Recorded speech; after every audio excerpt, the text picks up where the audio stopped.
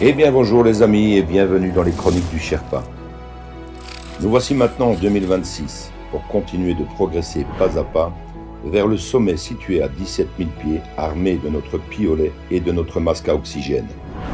Avec 100 épisodes dans les crampons, nous poursuivons lentement notre longue ascension avec nos analyses de 2023 jusqu'en 2025 au travers de nombreux sujets clivants édités en podcast par une très belle cordée d'âmes éveillées. Pour les nouveaux arrivés, reportez-vous à la playlist des tout premiers épisodes afin de vous imprégner des débuts de l'aventure et acquérir les clés de compréhension nécessaires qui vous aideront tout au long de ce voyage hors du temps du projet Looking Glass. Pensez à vous abonner à la chaîne et cliquez sur le pouce si vous en appréciez le travail. Merci à toute l'équipe de la Z-Team qui œuvre sans compter ses heures pour offrir ces infos à l'humanité. Rendez-vous au sommet pour contempler le nouveau monde avec la vision à 360 degrés de Sherpa One ainsi que de MF Révélation et Métamorphose. Bonne écoute à tous et à toutes. Where we go one, we go all.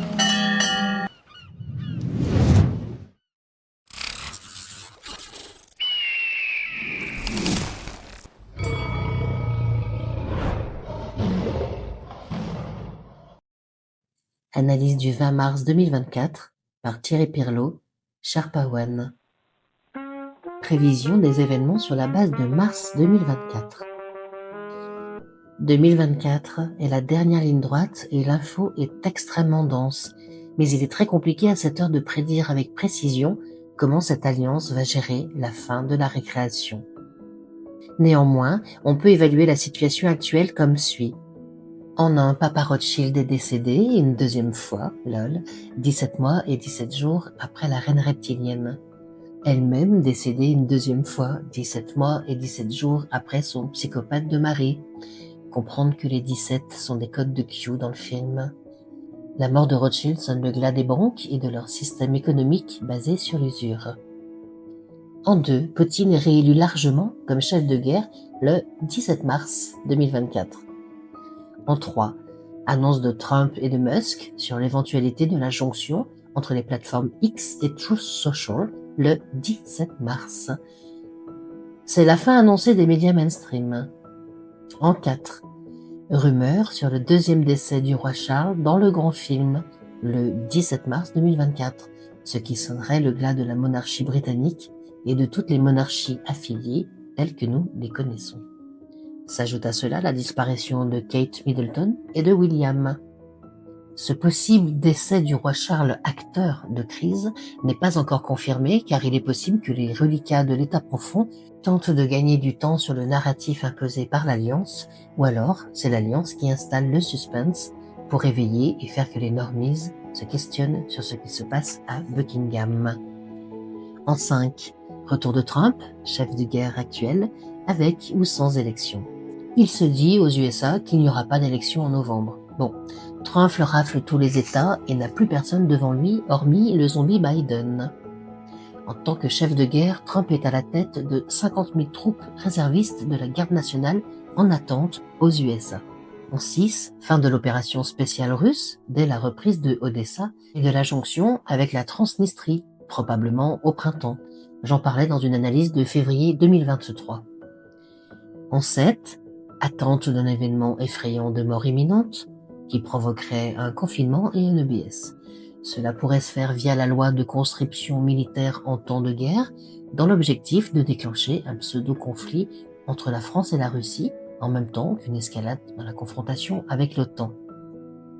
En 8, autre événement effrayant de mort imminente, provoquant un confinement et un EBS, possiblement créé par une nouvelle fausse pandémie mondiale, maladie X, lors du retour dans leur pays des athlètes à la fin des JO de Paris, si toutefois ces JO ont lieu. En 9, idem avec le déclenchement de cyberattaques au niveau mondial qui provoquerait un blackout généralisé. Nous avons donc 3 hypothèses pour un reconfinement mondial. En 10, possibilité d'un événement Black Swan, signe noir, provoqué par un méga attentat sous faux drapeau, possiblement déclenché par les sous-niveaux d'un deep state mondial en perdition dans un dernier sursaut de survie. Cela peut également donner à l'Alliance le prétexte de reconfiner les populations pour un EBS. En 11, la Chine termine le nettoyage de son marais communiste et finira par Taïwan. Elle rejoindra la Russie en cas de fausse guerre avec l'OTAN. Game over. En 12, l'EBS ou Emergency Broadcast System ou toute autre voie choisie par l'Alliance est une nécessité pour retourner la table. Q l'a répété, Army is the only way. L'armée est la seule voie possible. Les divulgations complètes au Disclosure se feront via 3 films de 8 heures durant les 10 jours Darkness, avec mise en place de gouvernements militaires de transition dans tous les pays, ainsi que des tribunaux militaires d'exception qui suivront les arrestations. En 13, possibilité d'envoi par la Russie, et possiblement par la Chine, de centaines de milliers de soldats casques bleus pour renforcer la sécurité des pays européens incapables de gérer leur population suite aux divulgations afin d'éviter les émeutes et les risques élevés de guerre civile.